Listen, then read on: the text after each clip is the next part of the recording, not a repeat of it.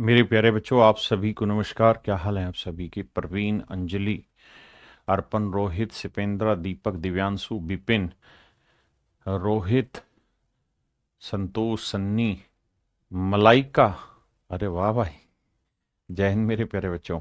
मेरे प्यारे बच्चों, आप सभी को नमस्कार। आप सभी का मेरा स्वागत है मेरी क्लास में। मेरे नन्हे मुन्ने बच्चों, आइए पढ़ते हैं आगे। जी जी, आप वेस्ट बंगाल से, आपका स्वागत है। तो आइए मेरे दोस्तों, बिना किसी इधर उधर की बात, सीधा करते हैं पढ़ाई की शुरुआत। आइए मेरे बच्चे।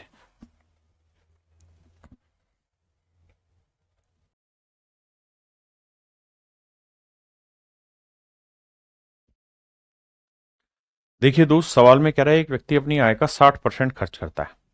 देखो भैया, ये है उसकी इनकम, ये है उसका एक्सपेंडिचर, और जो बचा वो बचा मेरे प्यारे बच्चों उसकी सेविंग। यानी इनकम में से एक्सपेंडिचर हटा देंगे तो बचेगी सेविंग।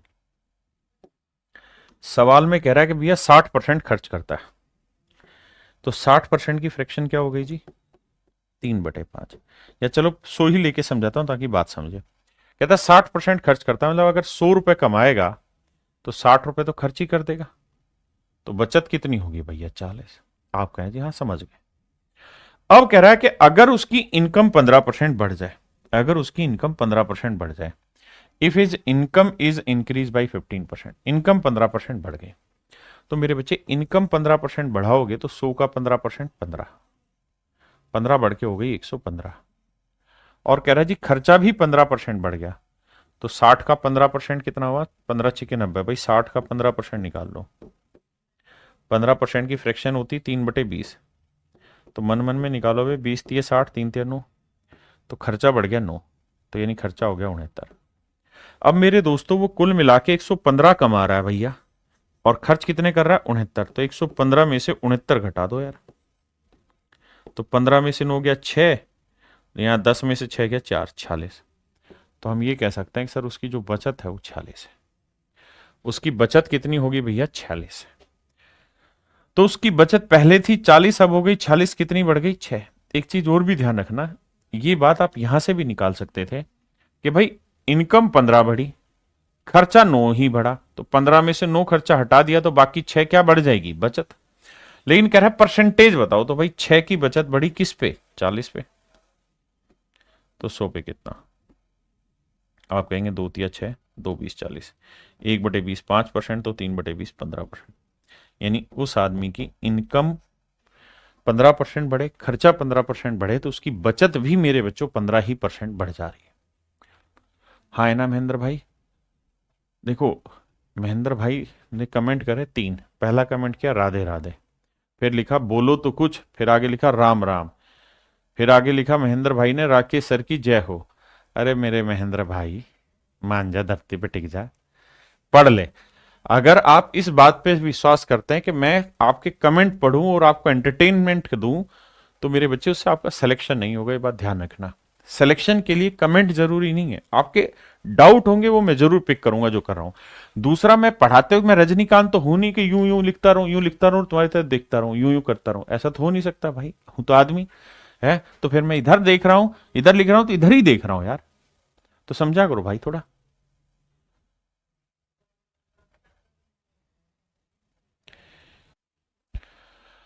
आइए मेरे दोस्तों, कहता है एक आदमी ने अपनी इनकम का 75% खर्चा किया। एक आदमी ने अपनी इनकम का 75% खर्च किया, ठीक है जी। तो भैया ये उसकी इनकम है, और ये एक्सपेंडिचर, और ये उसकी सेविंग। 75% खर्च किया, तो मेरे दोस्तों 75% की फ्रैक्शन हो गई 3/4। हाँ जी, आप 100 माने तो 100 मान लीजिए, वरना 3/4 ले। 100 माइनस 75% खर्च किया, तो बाकी 25% बचत किया। अब कह रहा है कि भैया उसकी इनकम 20% बढ़ गई। तो 20% बढ़ गई तो इनकम कितनी इंक्रीज हो गई? 20। और खर्चा भैया 10% बढ़ा, तो भैया इनकम हो गई 120। यही था ना? कह रहा है जी खर्च जो है उसका वो 10% बढ़ गया, तो भैया 75 का 10% मूर्ख से मूर्ख आदमी भी जानता है। 10% 7.5 हो जाएगा, तो 7.5 रुपये आपका खर्चा बढ़ गया, तो नया खर्चा हो गया 82 रुपये 50 पैसे या 82.5। तो कह रहे जी उसकी बचत में क्या होगा, तो भैया 120 में से आप क्या करो 82.5 हटाओ। हाँ जी 82.5 हटाओ। तो कैसे हटाएं भाई, यहाँ 0 10 में 5 गया 5, यहाँ 9 रहा, 9 में 2 गया 7, बिल्कुल ठीक है। यहाँ 11 में 60 गया 3, तो आएगा 37.5। तो नई बचत हुई 37.5। ये तो है मेरे भाई मूर्ख बच्चे के काम। जो समझदार है वो ये देखेगा कि भैया इनकम बढ़ गई 20 रुपए, समझो 20 रुपए, और उसमें से खर्चा केवल 7.5 ही एक्स्ट्रा होने लगा, तो 20 में से 7.5 हटा देंगे तो बचा कितना 12.5। तो इसका मतलब सेविंग 12.5 बढ़ गई, हम सीधा ही निकाल लेते हैं, हमें इन चीजों की जरूरत ही नहीं थी। अब कह रहा है कि बचत में प्रतिशत वृद्धि बताओ, तो भाई 12.5% की वृद्धि हुई है, और पहले बचत कितनी थी 25, तो कह रहा है परसेंटेज बताओ। आप जानते हैं 12.5 का डबल होता है 25, तो 1/2 होता है 50%। तो option D is your right answer.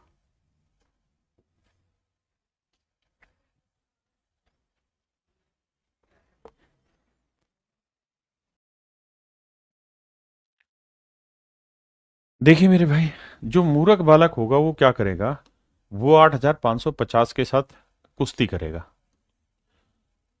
वो क्या करेगा, वो लिखेगा कि उसकी इनकम जो है वो है 8,550 रुपए, उसका जो खर्चा है वो उसने दे रखा है कितना 5700 रुपए, और फिर घटा के लिखेगा उसकी बचत। फिर इनके परसेंटेज कैलकुलेट करेगा, 19% 13%, उसमें बावला हो जाएगा। आपको ये सब काम नहीं करना। आपको दो चीजों पे नोटिस देना है। पहली चीज ये कि आपसे पूछा क्या है, सर परसेंटेज चेंज पूछा हुआ है। जब भी आपसे परसेंटेज पूछा हो, फ्रैक्शन पूछा हो, रेशियो पूछा हो, तो कोशिश करिए कि जो यहां वैल्यू है इसकी रियल वैल्यू लेने की जरूरत ना पड़े। तो इनके बिना कैसे होगा, सर इसका रेशियो उठा लीजिए। 0 से 0 काटा, काट दिया जी। उसका 19 से कट रहा, 19 30 57 0, 19 से काटेंगे 19 चौक 76, 19 5 95, 15 से काटेंगे 15 दूनी 30, 15 30 45। यानी आप सिंपली ले सकते हैं कि इसकी इनकम 3 है भाई, तो इसका खर्चा है 2।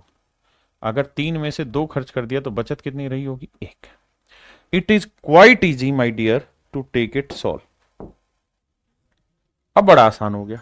हाँ जी, अब मेरे दोस्त मुझसे पूछा क्या है वो बात करते हैं।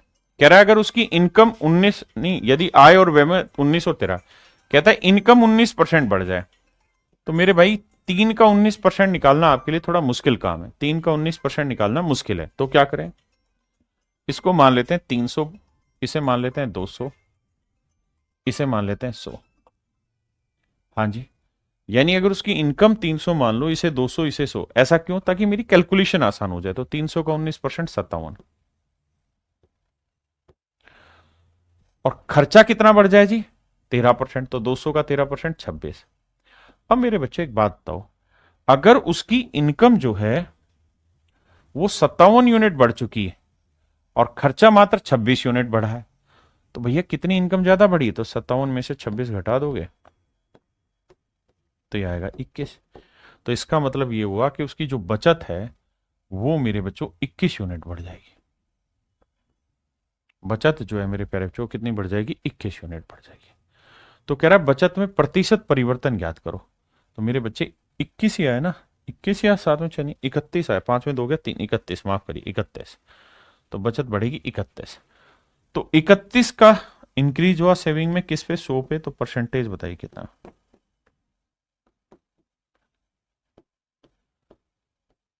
तो मेरी प्यारे बच्चों मेरा आंसर होगा ऑप्शन सी, कि भैया उसकी बचत में 31% का इंक्रीज होगा।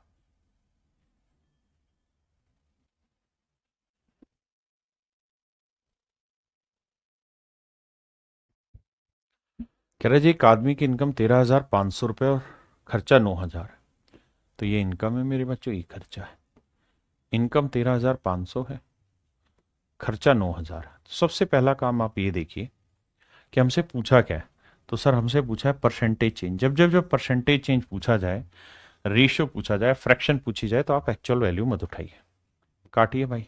2 जीरो से 2 जीरो गया, अच्छा ये 9,000 था क्या, 2 जीरो काटा। अब भैया 45 थी 135, 45 दूनी 90, तो रेशियो आया 3:2, मतलब इनकम 3 है तो खर्चा 2, तो बचत कितनी हुई भाई 1 है। 300, 200, 100। किसी भाई ने कोई लोड आ गए थे नहीं। अब लड़ाई आगे लड़ते। अब मेरे प्यारे बच्चों आ गया है, अगर उसकी इनकम 13% बढ़ जाए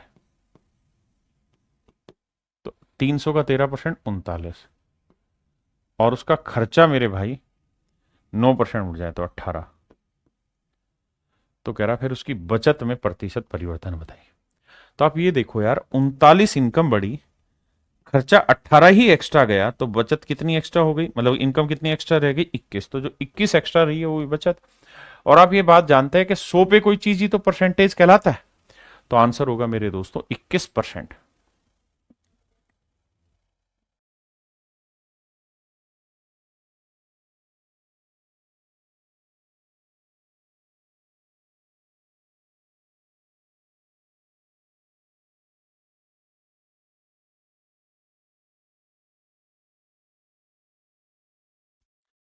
सवाल में मेरे भाई कह रहा है कि चीनी का दाम 16 से 2.3% बढ़ जाता है। तो मेरे बच्चों, चीनी का दाम 16 से 2.3% बढ़ जाता है तो फ्रैक्शन हो गई 1/6। इसका मतलब जो प्राइस है वो 6 से कितना हो गया 7। बिल्कुल ठीक है। चीनी का दाम 16 से 2.3% बढ़ जाता है, मतलब चीनी की कीमत पहले 6 थी तो अब 7 हो गई। परिवार की खपत 20% घट जाती है, और जो कंजप्शन है वो 20% घट गई। तो 20% की फ्रैक्शन क्या हुई मेरे बच्चों 1/5। यानी खपत 5 थी तो 1 घट के कितनी हो गई 4। आपने कहा सही। अब मेरी बात ध्यान से समझिए, चीनी की कीमत मेरे प्यारे बच्चों 6 से 7 हो गई और खपत 5 से 4 हो गई। तो सवाल में कह रहा है कि खर्चे में परिवर्तन बताओ क्या होगा, उसके एक्सपेंस में परिवर्तन बताइए क्या होगा। मेरे बच्चों एक बात बताना, कीमत 6 से 7 हो गई तो यानी पहले 6 रुपए कीमत थी और 5 किलो लेट से चीज खरीदता था तो खर्चा आता था 30 रुपए। अब भैया 7 रुपए रेट हो गया लेकिन चीज खरीद रहा है 4 किलो तो खर्चा आएगा 28। हाँ जी।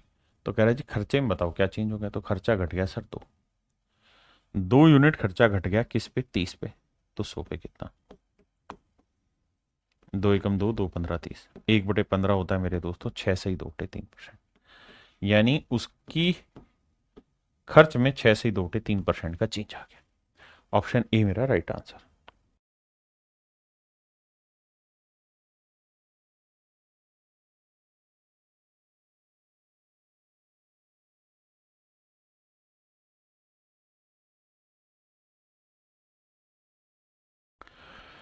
मेरे बच्चों सवाल में कह रहा है कि sale of a cinema ticket is increase by 57:1/7%। किसी सिनेमा के टिकटों की बिक्री 57 सही 1/7% बढ़ गई। मेरे बच्चों सबसे पहले इसकी फ्रैक्शन उठा लो। 57 से 1/7% की फ्रैक्शन 4/7।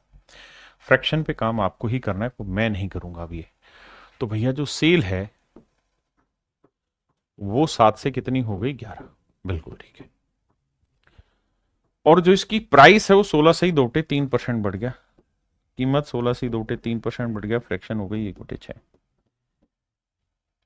प्राइस अगर उसका 6 था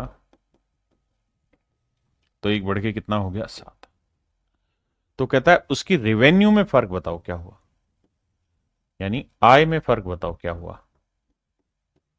तो मेरे दोस्त आप ऐसे समझिए इस बात को कि सर अगर 7 टिकटें बिकती थी और एक टिकट 6 रुपए की थी तो उसकी आय हो गई 42। और अगर उसकी 11 टिकटें बिक रही और एक टिकट 7 की है तो उसकी इनकम हो गई 77। सर बिल्कुल ठीक है। यानी जो रिवेन्यू 42 थी अब वो 77 हो गई। किसी भाई ने कोई लोड आया थे नहीं। तो मेरे बच्चों उसकी रिवेन्यू कितनी बदल गई सर 35 बढ़ गई उसकी रिवेन्यू। तो 35 का इंक्रीज आ गया मेरे प्यारे बच्चों किस पे 42 पे। तो 100 पे कितना,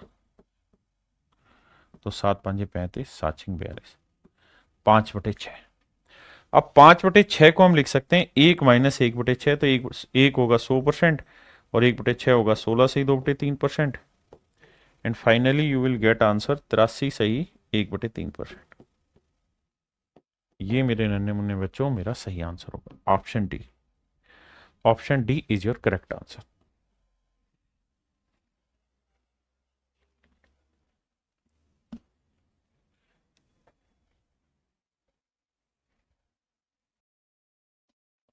देखिए यार, एक व्यक्ति किसी संख्या को 3/5 के स्थान पर 7/4 से गुना कर देता है।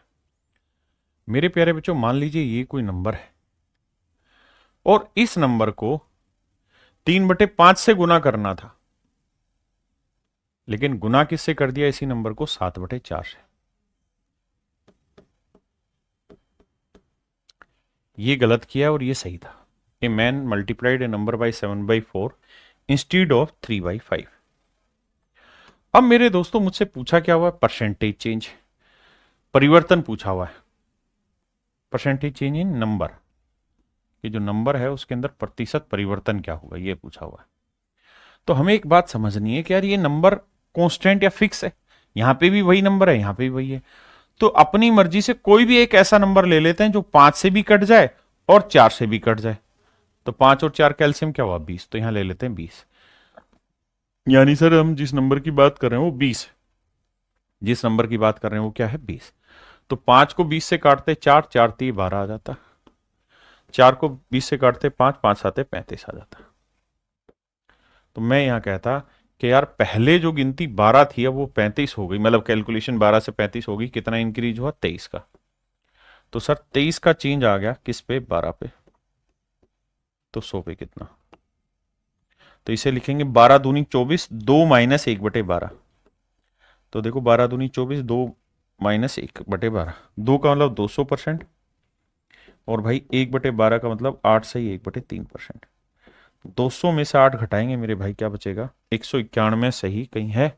ये रहा 191 सही, 2/3% मेरा राइट आंसर हो।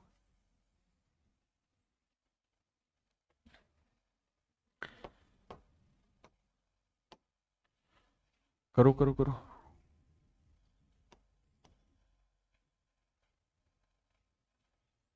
देखो यार, सवाल में कह रहा है कि एक नंबर को 5/3 से मल्टीप्लाई करना, लेकिन गलती से इसे मल्टीप्लाई कर दिया 3/5 से। तो बताओ रिजल्ट में क्या कहानी? ये सही था, ये गलत है। तो नंबर ऐसा मान लेते हैं जो 5 से भी कट जाए और 3 से, तो 15। 3 5 15, 5 5 25, यानी कैलकुलेशन आ गई 25। मतलब आनी चाहिए थी 25, और आई कितनी भैया? 5 3 15 9। तो आनी चाहिए थी 25, आई है 9, तो कितने की कमी होगी भैया? 16 की। तो 16 की कमी है मेरे दोस्त 25 पे, तो 100 पे कितना? तो आंसर होगा मेरे दोस्त 64%। देखना भाई, 16 की कमी यही है ना? तो इसके ऑप्शन में मिस्टेक है। Just make a correction in the option and everything is okay.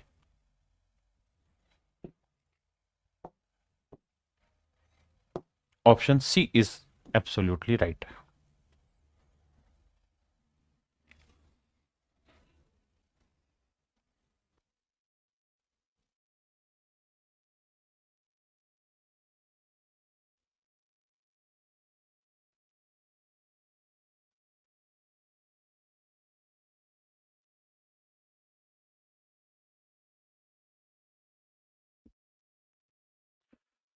आइए मेरे प्यारे बच्चों, ध्यान से मेरी बात सुनिए।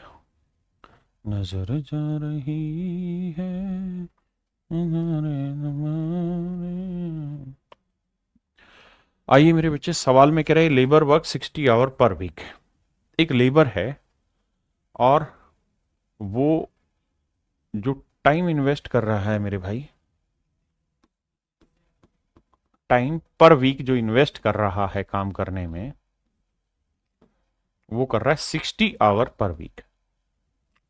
एक सप्ते में 60 घंटे इन्वेस्ट करता है, और उसकी जो मजदूरी है, मजदूरी जो है मेरे भाई वो है 2400 रुपए।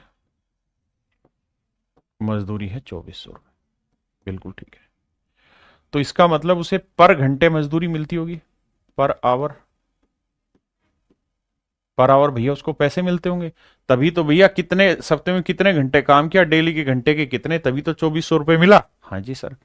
तो अगर थोड़ा सा दिमाग दौड़ाओगे तो सोचो कि 2400 घंटे की कमाई उसने कर ली है कितने दिन में, ना कितने घंटे में, 60 घंटे में।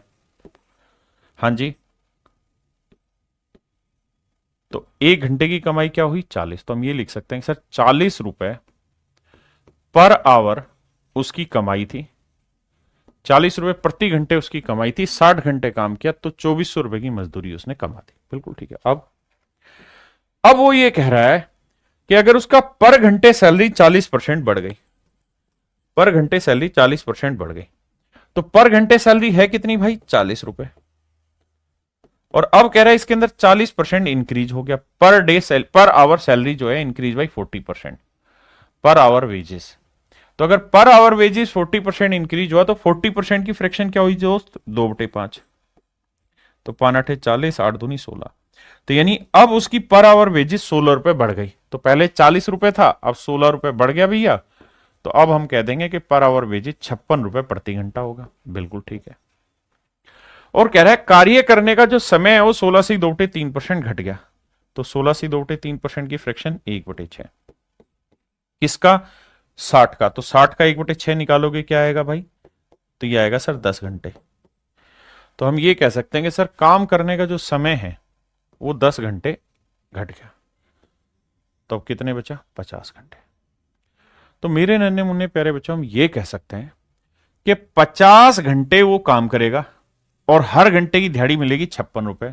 तो पूरे सप्ते की मजदूरी कितनी हो जाएगी, गुना करेंगे सर, तो ये आ जाएगी 56 का आधा कितना हो, 2800 रुपए।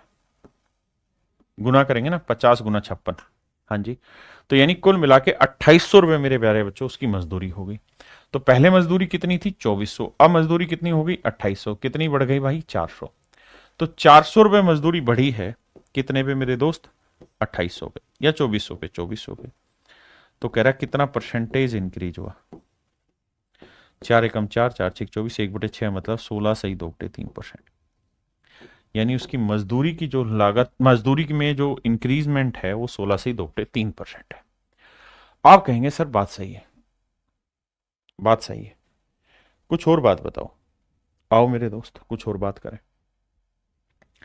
सर एक चीज आपने कही थी कि भाई अगर सवाल के आखिर में उसने कंपैरिजन पूछा हो, परसेंटेज पूछा हो, फ्रैक्शन पूछा हो, तो there is no need to take real values, तो हमें रियल वैल्यू लेने की जरूरत नहीं। बिल्कुल सही बात है सर, इसमें कोई दो राय नहीं है कि हमें उस केस में रियल वैल्यू लेने की जरूरत नहीं। तो क्या करें, तो क्या करें सर, तो मेरे प्यारे बच्चे एक तरीका है, क्या कि भाई ये बताओ कि प्रति घंटे उसकी जो मजदूरी है वो कितनी बढ़ रही है, 40%।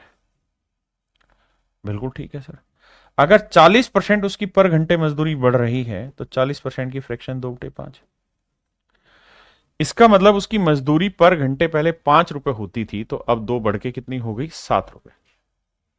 यानी यूं कह सकते हैं कि 7 रुपए घंटे अब मजदूरी होगी, पहले 5 रुपए घंटे मजदूरी होती थी। और कार्य का जो समय है वो 16 से 2/3% घट गया। कार्य करने का समय 16 से 2/3% यानी 1/6 कम हो गया।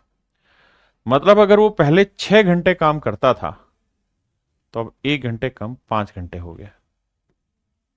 हाँ जी, तो मेरे बच्चों एक बात तो, अगर वो डेली 6 घंटे काम करेगा तो 5 रुपए के हिसाब से कितनी मजदूरी बनेगी, 30। और अब अगर वो 5 घंटे काम करेगा तो 7 रुपए के हिसाब से मजदूरी कितनी बनेगी, 35। तो मजदूरी में कितना इंक्रीज हो गया, 5 का। तो 5 का इंक्रीज हुआ 30 पे, तो 100 पे कितना, 5 एकम 5, 5 छंग 30, 16 से 2/3%।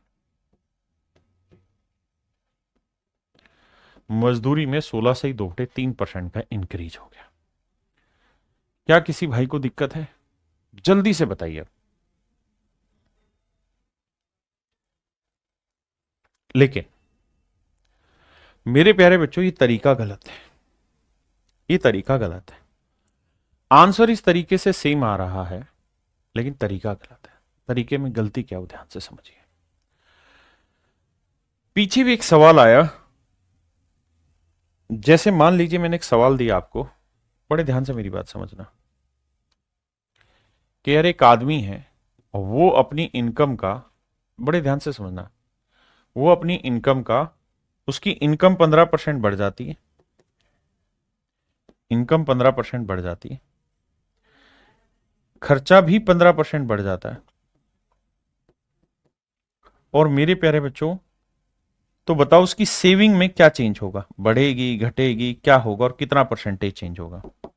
तो अगर आप इसी तर्ज पे काम करेंगे तो आप ये कह देंगे कि इनकम 15% बढ़ गई, तो 15% का मतलब 3/20, यानी इनकम 20 थी तो 3 बढ़ के कितनी हो गई, 23। और खर्चा भी 15% बढ़ गया, तो 15% तो यानी 20 से कितना हो गया, 23। तो भैया 20 ही कमा रहे थे, 20 ही खर्च कर रहे थे, तो बचत जीरो थी। अब 23 ही कमाया, 23 ही खर्च किया, तो बचत जीरो हो गई। ऐसे तो आप निकाल ही नहीं पाएंगे। मेरे प्यारे बच्चों, मेन चीज पता है क्या है? मेन चीज है ये इनिशियल रेशियो मेंटेन करना। आपको याद होगा ये सवाल जब कराया था तो उसमें लिखा हुआ था कि एक आदमी अपनी इनकम का 20% खर्च करता है। तो 20% की फ्रैक्शन आप लेते 1/5, या यूं कहते हैं कि भाई 100 रुपए कमा रहा है तो 20 खर्च कर रहा है ना, 80% था कि 80% खर्च कर रहा है, तो 80% यानी 80 का खर्चा कर रहा है, तो बचत कर रहा है 20 की। हाँ जी, यानी ये रेशियो जरूरी था। अगर आप इस रेशियो को भूल जाएंगे तो नहीं होगा। आप 15% इसका निकालें, 15% इसका निकालें, तो आपका आंसर सही आएगा। मैं फिर से अपनी बात समझाता हूं। मैं आपको यह कहना चाह रहा हूं कि जो उसने बेसिक आइडेंटिटी दी है ना, उसको इग्नोर मत कर देना सवाल में, उसको रखना जरूरी है। जैसे इस सवाल की अगर हम बात करें तो इस सवाल की बेसिक आइडेंटिटी क्या थी कि भाई 60 घंटे हर वीक काम कर रहा है, बिल्कुल ठीक है, 60 घंटे काम कर रहा है और 2400 रुपए उसकी मजदूरी आ रही है पूरे सप्ते की। तो यहां से अगर आप काटोगे तो आप देखोगे 60 × 40, 60 × 40 2400 रुपए आया। मेरी बात समझ रहे हो कि नहीं समझ रहे हो? 60 × 40 क्या आया? 2400। मेरी बात क्लियर हुई कि नहीं हुई आप लोगों को यहां पे? तो हमें यह देखना होगा कि यार ये रेशियो मेंटेन करना होता है, 20 30 60, 20 दूनी 40, तब जाके वो सारी कहानी सेट होती है। एम ही मत कर देना कोई भी चीज। एक दो और एग्जांपल लेके इस बात को समझाता हूं, रुको।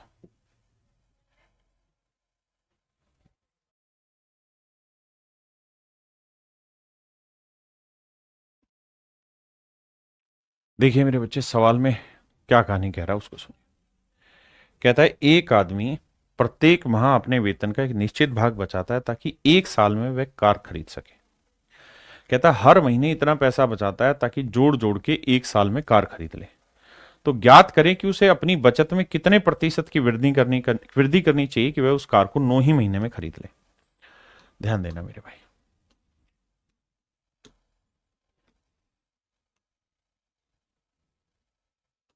मेरे बच्चों, सवाल में कह रहा है एक आदमी प्रत्येक माह अपने वेतन का एक निश्चित भाग बचाता है ताकि वह एक साल में कार खरीद ले, यानी उसका टारगेट है कि 12 महीने में वो कार खरीद ले।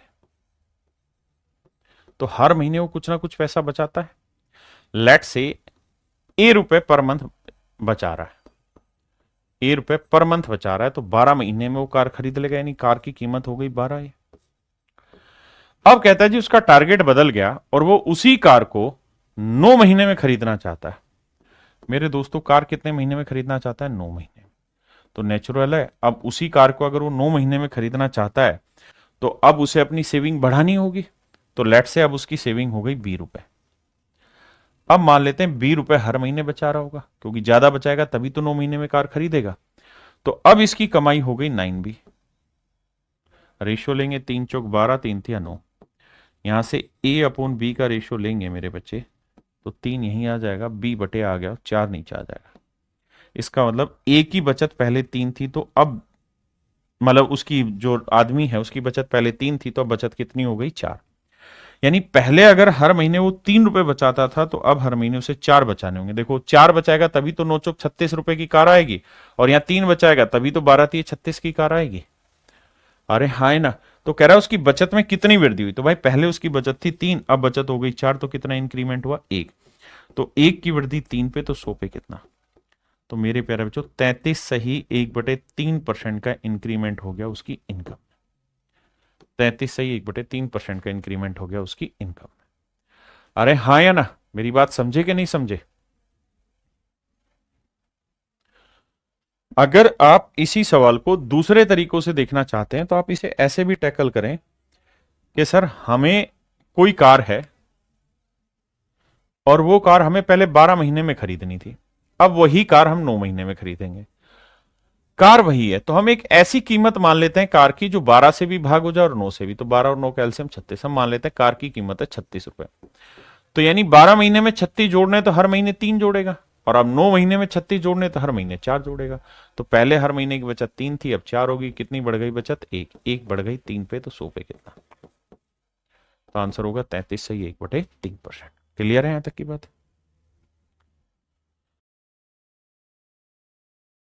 मेरे दोस्तों, सवाल में कह रहा था amount of A work in A factory is increase by 15%, 50%।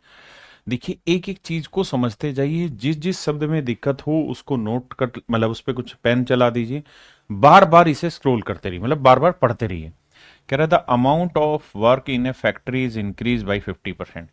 किसी फैक्ट्री में काम की मात्रा 50% बढ़ गई। By what percent is it necessary to increase the number of workers to complete the work. तो काम समय पर खत्म हो जाए, इसके लिए कितने प्रतिशत कर्मचारियों की संख्या बढ़ानी होगी? कितने कर्मचारियों की संख्या बढ़ानी होगी? By what percent is it necessary to increase the number of workers to complete the work on time. कहता है काम को प्रीवियस टाइम में ही खत्म करना है, पहली चीज। काम की मात्रा 50% बढ़ गई है, मतलब पहले 100 काम करना होता था फैक्ट्री में, तो अब 150 काम करना होगा। उतने ही दिनों में काम खत्म करना है, दिनों की संख्या नहीं बदलनी। तो उस काम को करवाएं कैसे? नए आदमी लगाने होंगे। तो कह रहा है, यही पूछ रहा है कि भाई नया आदमी जो लगाने की बात हो रही है, तो उसमें कितने आदमी नए लगाने होंगे। और मेन चीज कह रहा है कि नए मजदूर की एफिशिएंसी, कार्य क्षमता पुराने वाले से 25% अधिक है। देखिए मेरे दोस्त, बहुत सारी चीजें ऐसी होती हैं जो सीखने की भी होती हैं और खुद से करने की भी होती हैं। ये सवाल खुद से सीखने का बहुत ज्यादा होगा। मैं जिस भी तरीके से सवाल को कराऊंगा, आपको कोशिश एक ही करनी है कि अपने तरीके से सवाल को डालना। जैसे हम पहली लाइन पकड़ते हैं, इस पहली लाइन में उसने कहा कि भाई नए वाले मजदूर की कार्य क्षमता पुराने वाले से 25% ज्यादा है। तो ये न्यू है और ये ओल्ड है, और 25% की फ्रैक्शन 1/4 है, यानी पुराने वाले की 4 यूनिट है एफिशिएंसी, तो नए वाले की 1 ज्यादा, मतलब कितनी होगी? 5। मेरे बच्चों, इस बात का मतलब यहां से ये बना कि भाई नया मजदूर अगर एक दिन में 5 कुर्सियां बना रहा है, 5 कुर्सियां बना रहा है, तो पुराने वाला मजदूर एक दिन में 4 कुर्सियां बनाता था। यानी पुराना एक दिन में 4 कुर्सियां बनाता था, तो मेरे प्यारे बच्चों नया मजदूर एक दिन में 5 कुर्सियां बनाएगा। हाँ जी, बिल्कुल ठीक है।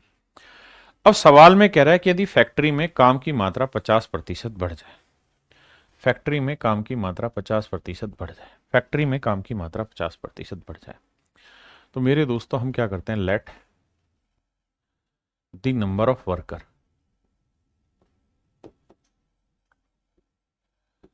हम आदमियों की कुछ संख्या मान लेते हैं।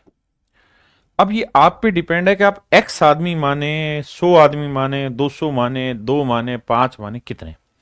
तो आप कहेंगे कि सर ये चेक करने के लिए देखो कि लास्ट में चाहिए क्या।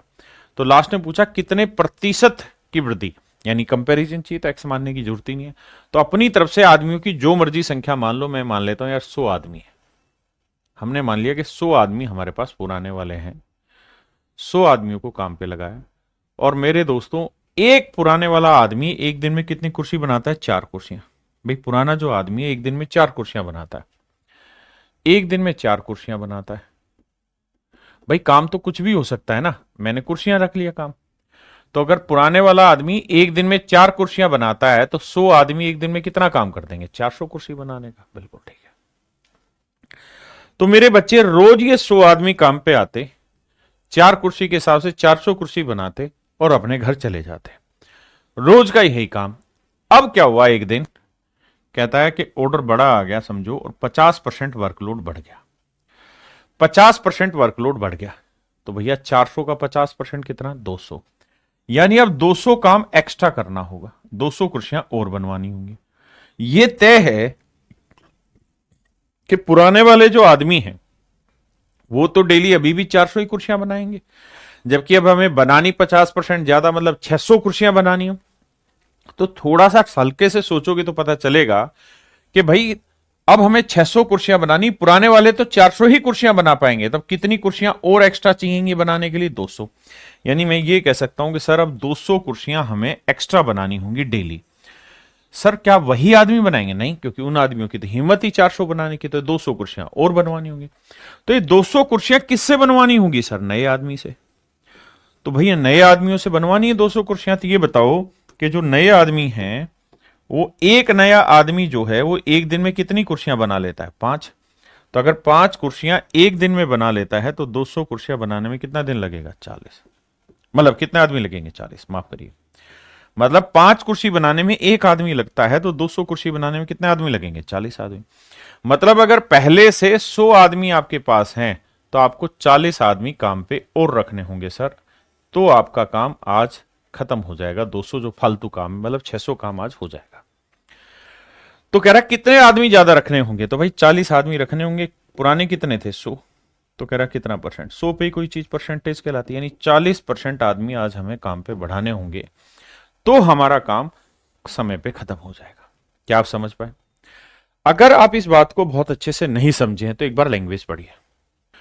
तो मेरे प्यारे बच्चों, हम एक देखिए, एक मोटी बात समझो यार, जब तक आप अलग अलग डाटा नहीं मानोगे बात नहीं बनेगी। मेरा बताया हुआ आंकड़ा का प्रयोग मत करिए। आप अपनी तरफ से जो दिल कर रहा है वो नंबर ऑफ एम्प्लॉय मान लीजिए। आप 2 एम्प्लॉय मानिए, 3 मानिए, 1 मानिए, 50 मानिए, जो मर्जी मानिए, कुछ तो मानेंगे। मान लेते हैं भाई शुरुआत में कितने आदमी माने? 1 आदमी मान लेते हैं। 1 आदमी था जी, तो वो तो 4 कुर्सियां ही बनाएगा, 4 चेयर बनाएगा, तो पूरे दिन में काम हो गया 4 चेयर का। लेकिन रोज ही 1 आदमी आता, 4 कुर्सियां बना जाता और चला जाता। आज 50% काम बढ़ गया, मतलब 2 कुर्सियां एक्स्ट्रा बनानी पड़ेंगी।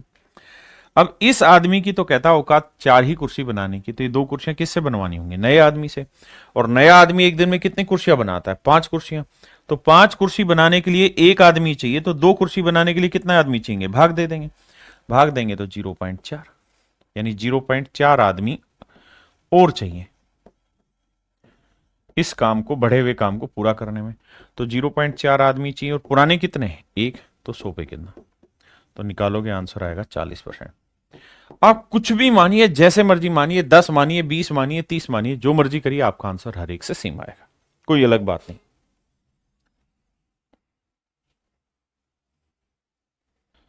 देखिए मेरे दोस्त, सवाल में कह रहा है in a train there are as many wagons as there are the number of seats. एक ट्रेन में उतने ही डब्बे हैं जितनी प्रत्येक डब्बे में सीट है। एक ट्रेन में उतने ही डब्बे हैं जितने प्रत्येक डब्बे में सीट है। मतलब ये हुआ कि भैया अगर नंबर ऑफ वैगन, वैगन माने जानते हो ना डब्बे, अगर डब्बों की संख्या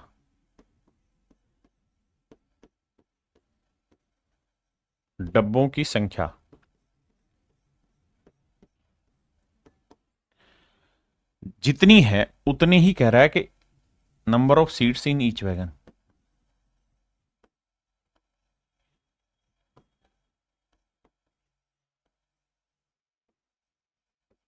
तो हर डब्बे में सीटों की संख्या भी सेम होगी। कहानी का मतलब यह है, मतलब हर डब्बे में सीटों की संख्या भी उतनी होगी जितने डब्बे हैं। अगर मान लो 50 डब्बे हैं तो इसका मतलब हर डब्बे में सीटें भी 50 ही होंगी। अगर मान लो 100 डब्बे हैं तो इसका मतलब हर डब्बे में सीटें भी 100 होंगी, यानी जितने डब्बे होंगे उतनी ही सीटें होंगी। ऐसा सवाल कह रहा है। अब अगली लाइन में कह रहा है क्या कि एक डब्बे में 25 आदमी बैठे हुए हैं जो उसकी क्षमता का 71.3% है। सबसे पहले 71.3% की फ्रैक्शन बताओ सर। वो हो जाएगी कितनी? 5/7। कहता है किसी डब्बे में जितने यात्री आते हैं उसकी एफिशिएंसी का 5/7 एफिशिएंसी पर आदमी बैठे हुए हैं। मतलब मेरे दोस्तों, अगर डब्बे में कुल सीटें, डब्बे में कुल सीट 7 यूनिट है, अगर डब्बे में कुल सीट 7 यूनिट है तो आदमी जो बैठे हैं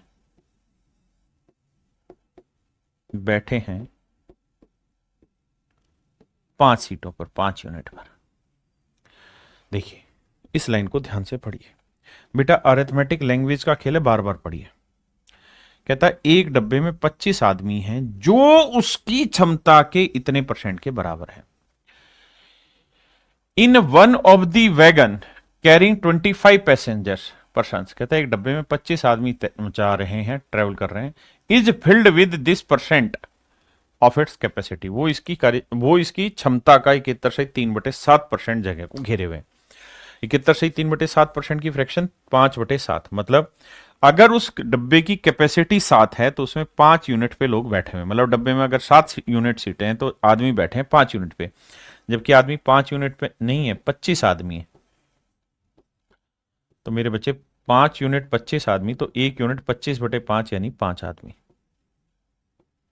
1 यूनिट की वैल्यू है मेरे बच्चों 5 आदमी, मतलब 5 यूनिट 25 आदमी को रिप्रेजेंट कर रहा था, 1 यूनिट 5 आदमी को, तो 7 यूनिट किसे करेगा? 35 को। तो इस बात का मतलब ये हुआ कि हर डब्बे में 35 सीटें, हर डब्बे में नंबर ऑफ सीट्स कितनी मेरे बच्चे? 35।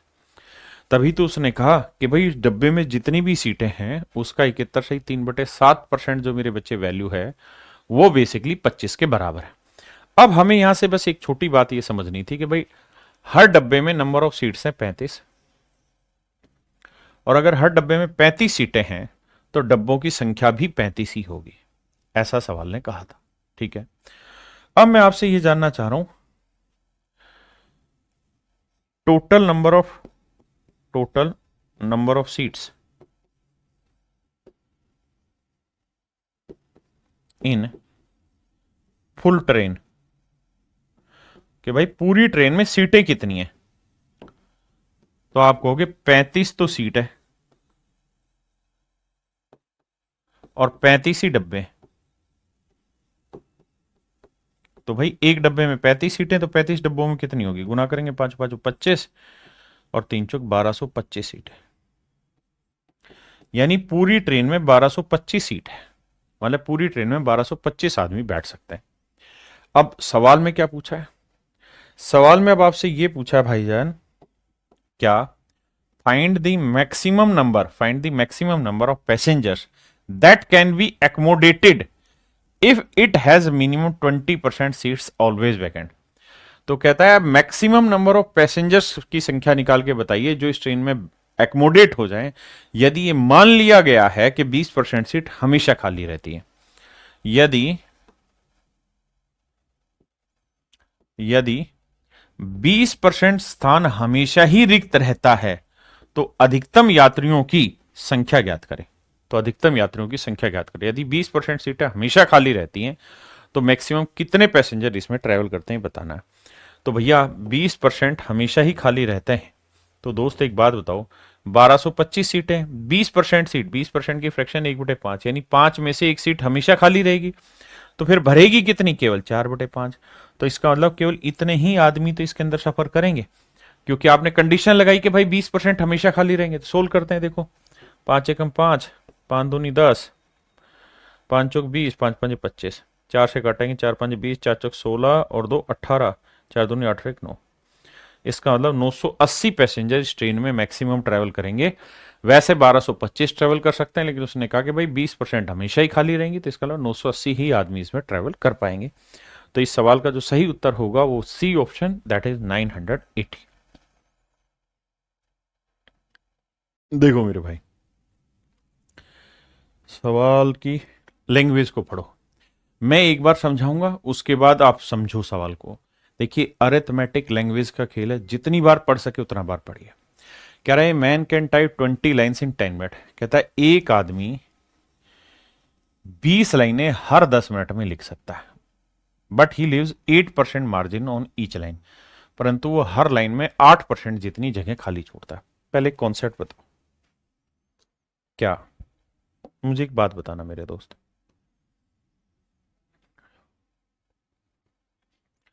राम जो है भाई,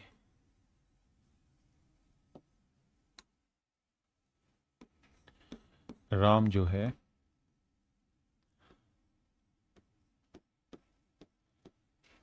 300 रुपए में तो आम लेके आया,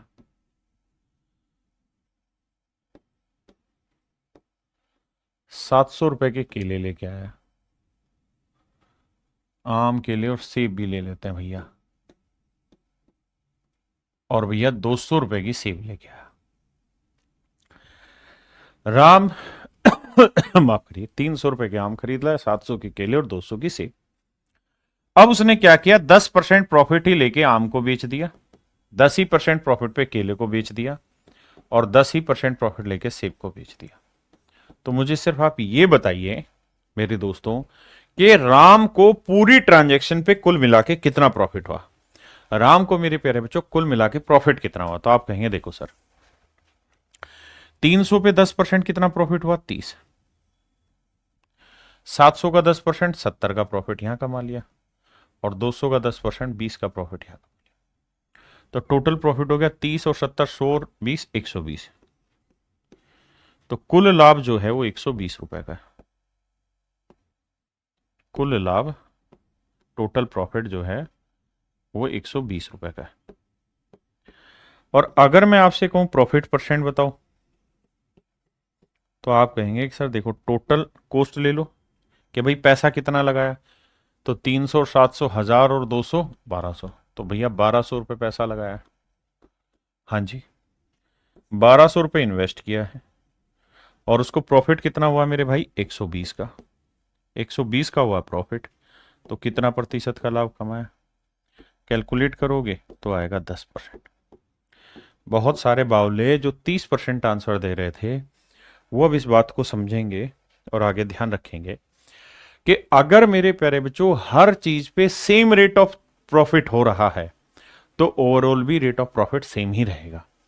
अगर मान लीजिए मैंने कहा कि यार 5 लाइनें, एक लाइन ये है, या एक पेज ये है, एक पेज ये है, एक पेज ये है, एक पेज ये है, एक पेज ये, और अगर इस पेज में मैं 2% जगह खाली छोड़ रहा हूं, 2% जगह खाली छोड़ रहा हूं, अगर इस पेज पे मेरे बच्चों में 2% जगह खाली छोड़ रहा हूं, इस पेज में मैं 2% जगह खाली छोड़ रहा हूं, इस पेज में मैं 2% जगह खाली छोड़ रहा हूं, इसमें भी 2%, और भैया इसमें भी 2% जगह खाली छोड़ रहा हूं, तो ये बताओ पांचों पेजों पे कुल मिला के कितने परसेंट जगह खाली छोड़ दूंगा।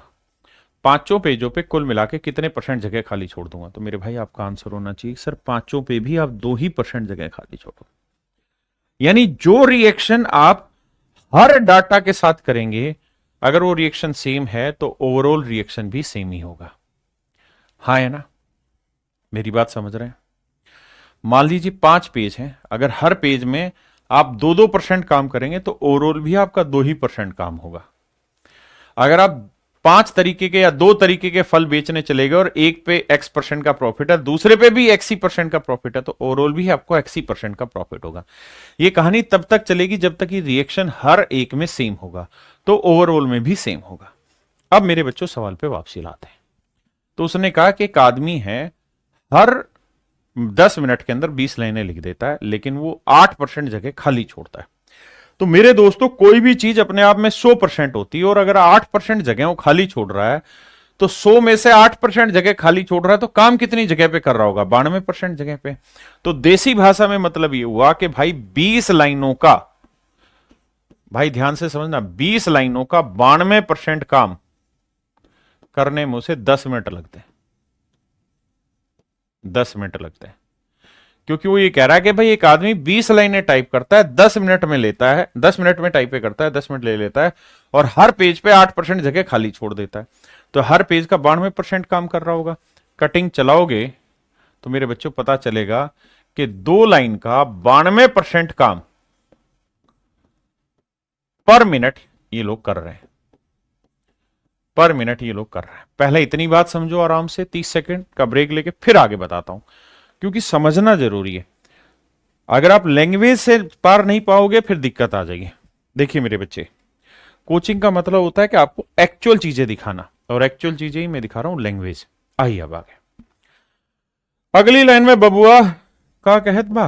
अगली लाइन में कह रहा है how much time he will type, कह रहा है कितना समय लगेगा, in how much time he will type 23 pages.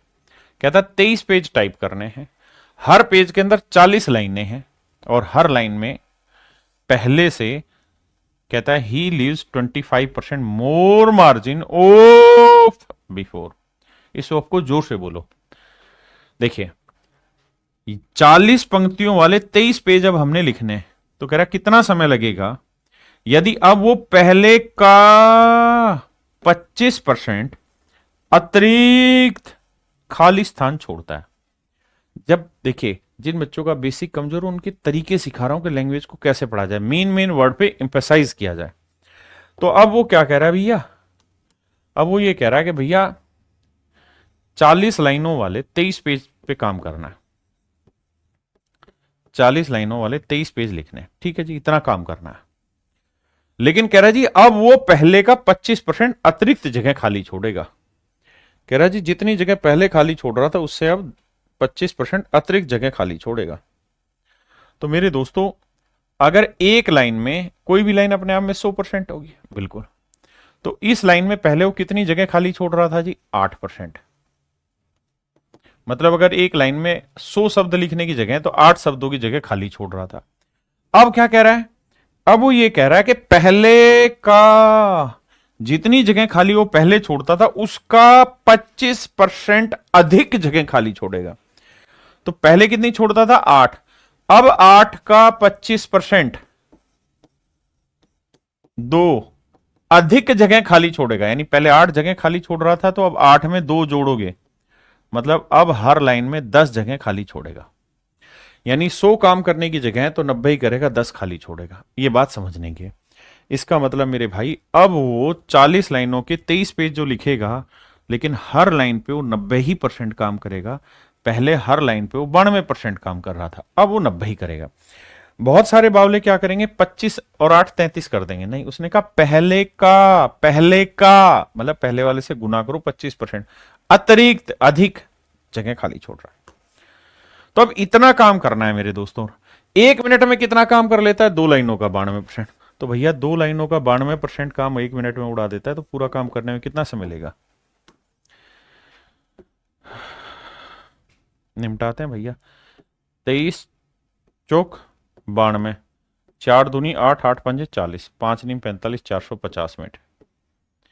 Calculation भूल चूक माफ, आंसर आ जाएगा 450 मिनट। यानी 450 मिनट में वो इस काम को खत्म कर देगा। अब आराम से कैलकुलेशन समझो मैं क्या कह रहा हूं, इन सारी बातों को समझिए, कॉन्सेप्ट यही। आइए मेरे दोस्तों, ये कॉन्सेप्ट बहुत ही बेहतरीन है, ध्यान से समझने का है, क्योंकि जबरदस्त बिंदु है, यहां से बहुत सारी चीजें आप समझेंगे। मेरे दोस्तों एक बात बताना, मैं आपको एक छोटा एग्जांपल लेके समझाता हूं। आपकी जेब में 20 रुपए है, आपकी जेब में 20 रुपए, ठीक है। आप इस 20 रुपए को 2 जगह खर्च करते हैं। बड़े ध्यान से मेरी बात सुनो। आपकी जेब में 20 रुपए हैं और आप इस 20 रुपए को 2 जगह खर्च करते हैं। एक जगह मेरे प्यारे बच्चों आप चॉकलेट खरीदते हैं, और एक जगह आप चाय पीते हैं, चाय पीते हैं। 2 चीजों पे खर्च करते हैं। मान लीजिए 20 रुपए में से 15 रुपए आप चॉकलेट पे खर्च कर रहे हैं और 5 रुपए आप चाय पे खर्च कर रहे हैं। अब मैं आपको यह कह रहा हूं कि भाई आपके पास जो ये 20 है ये फिक्स है, आपको रोज 20 ही मिलेंगे। ये कांस्टेंट वैल्यू, इसको बदल नहीं सकते। कांस्टेंट वैल्यू, इसे बदला नहीं जा सकता दोस्त। यानी जितने आपको रोज मिलते हैं उतने ही आज मिलेंगे, ये बदलेंगे नहीं। एक दिन क्या हुआ, और आपके लिए ये भी फिक्स है कि आप खर्च चॉकलेट और चाय पे करोगे। एक दिन क्या हुआ मेरे भाई, चाय पर कोई दोस्त मिल गया तुम्हें, उसने कहा अबे दोस्त हमें भी चाय पिला दे। तो भैया उसकी भी चाय तुम्हें पिलानी पड़ी, और मान लो उसकी चाय के चक्कर में तुमने 2 रुपए फालतू खर्च कर दिए। तो 5 रुपए चाय पे होते थे, आज 7 रुपए खर्चा हो गया। ठीक है जी। तो मेरे दोस्त ये बताओ कि आज फिर चॉकलेट पे कितना करोगे। आप कहोगे सर आपने कहा है कि भाई ये तो फिक्स है, ये तो चेंज हो ही नहीं सकता। अगर सर 20 रुपया फिक्स है और 2 रुपए हमने यहां फालतू खर्च कर दिया है, 7 रुपए खर्च हो गया, तो 20 में से 7 यहां खर्च हो गया, तो यहां कितना होगा, बाकी 13 ही रुपए खर्च होगा। इसका मतलब ये निकला कि अगर यहां 2 रुपए फालतू खर्च कर रहे हो तो यहां 2 रुपए कम खर्च करना पड़ेगा, यहां 2 रुपए कम खर्च करना पड़ेगा, इसका कोई विकल्प नहीं है। क्या आप मेरी बात समझे या नहीं? बहुत बढ़िया। मैं क्या कहना चाहता हूं, मैं ये कहना चाहता हूं अगर अमाउंट फिक्स है, अमाउंट या कोई चीज कोई चीज फिक्स है और उसी में दो चीजें बट रही हैं, दो चीजें बट रही हैं। तो मेरे दोस्त मैं ये कह रहा हूं जितना परिवर्तन यहां होगा ना, अमाउंट ऑफ चेंज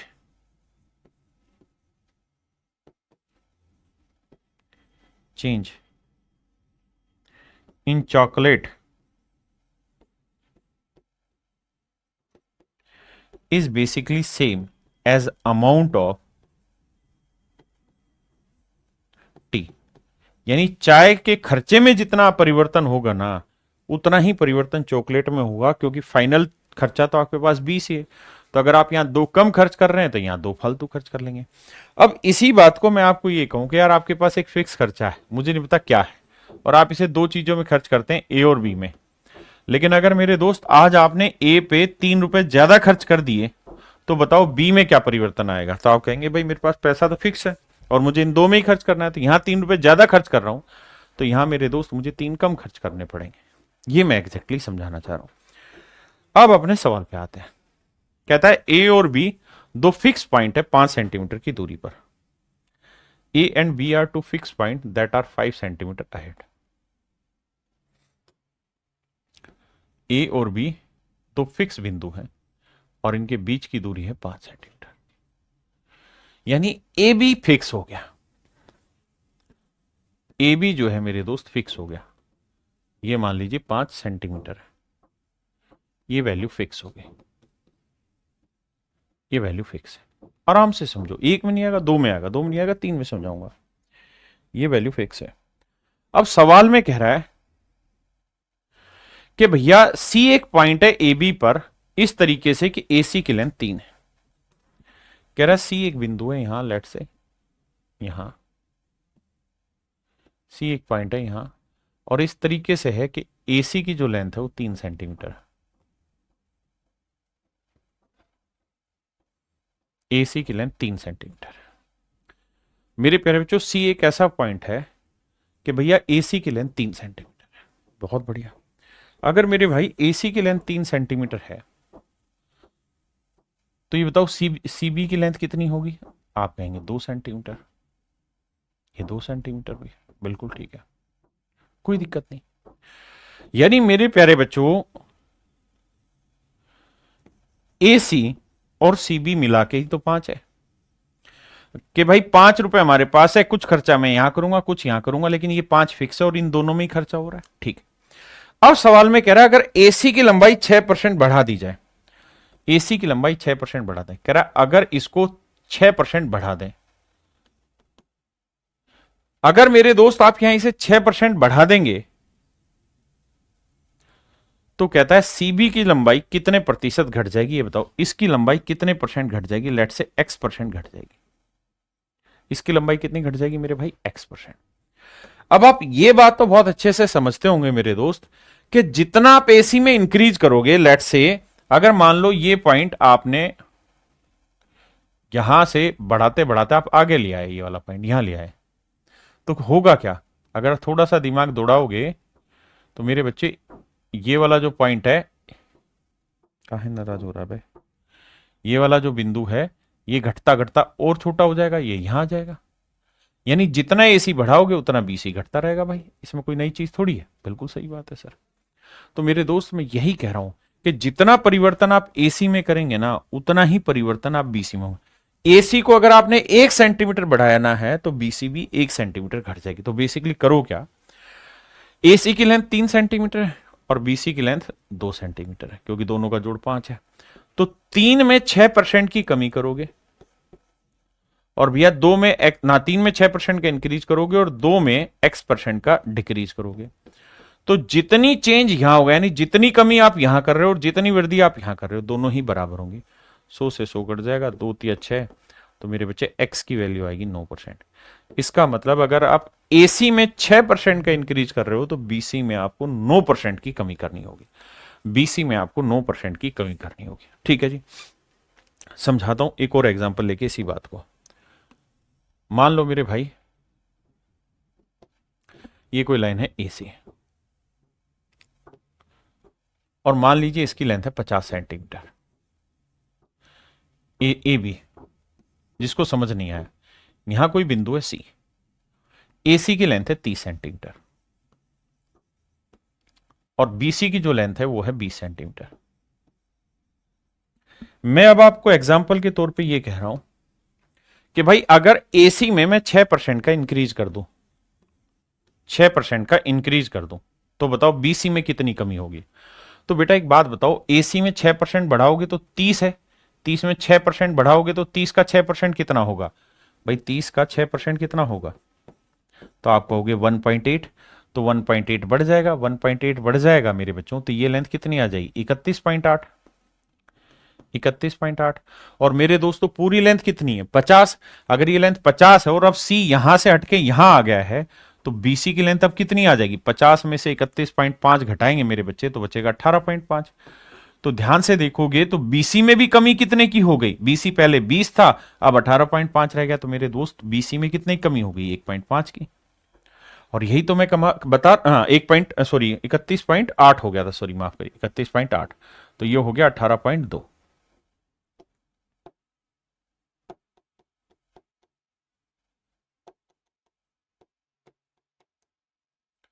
यह आया 31.8, तब सी अगर यहां आ गया तो ये वाली लेंथ जो है अब ये घट के हो गई 18.2। तो 1.8 ये बढ़ा है तो ये 1.8 घटा भी तो है, तो 1.8 घटा दो 20 पे तो कितना 100। मैं इसी चीज को सिंपल समझा रहा हूं यार, जितना परसेंट आप यहां इंक्रीज करेंगे वो इक्वल होगा यहां पे जो डिक्रीज होगा उस अमाउंट के, जितना अमाउंट या इंक्रीज करोगे उतना ही अमाउंट या डिक्रीज करना होगा, ये बात समझा रहा हूं। अब आते हैं जी आगे, करिए।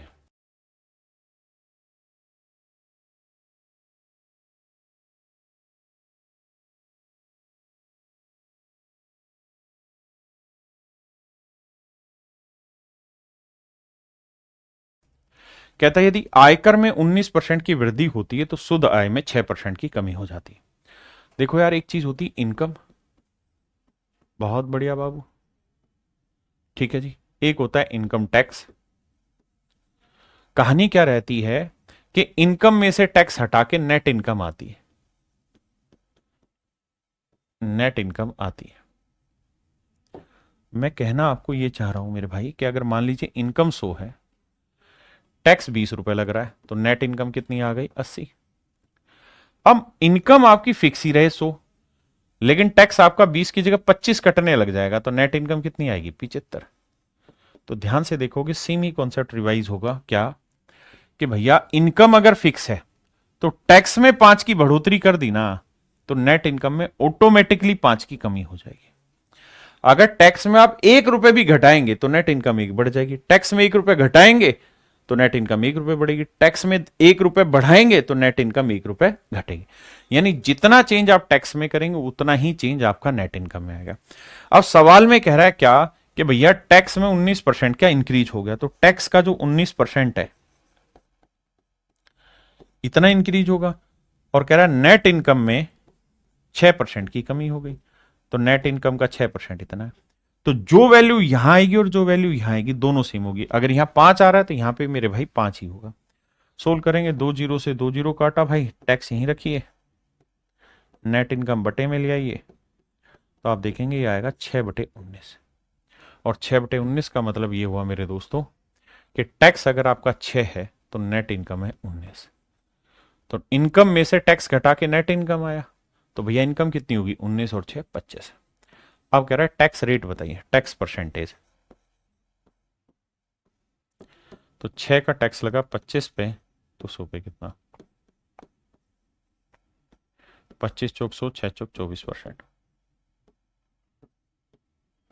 तो मतलब मेरे प्यारे बच्चों टैक्स रेट जो है वो 24% है। ये मेरा आंसर। आइए